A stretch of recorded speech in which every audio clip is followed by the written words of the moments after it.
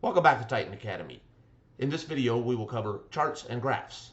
We will discuss what are the different types of charts and which chart or graph should I use.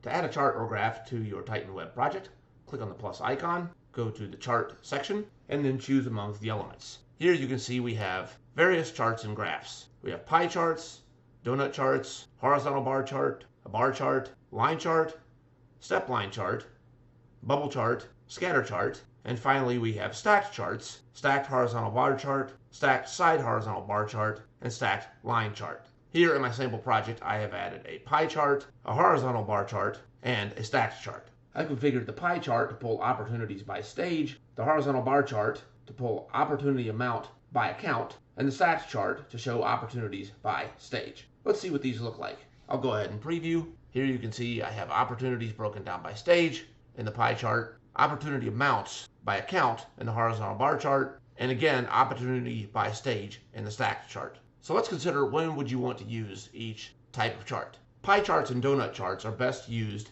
when you have a small number of categories and you want to show information as a summary. Graphs such as horizontal bar charts and regular bar charts are best used for a larger number of data points to show summaries of things such as opportunity amount by account. Line charts, bubble charts, scatter charts, and step line charts are effective for showing information such as trends. Finally, stacked bar charts are useful for interactive charts and filtering. Remember, I've set this up as opportunity by stage. On the stacked bar chart, I can click on the stacks that I've set up to filter the information out, like so. We will go into greater detail on how to set up these types of charts and graphs in future videos, and that's how it's done.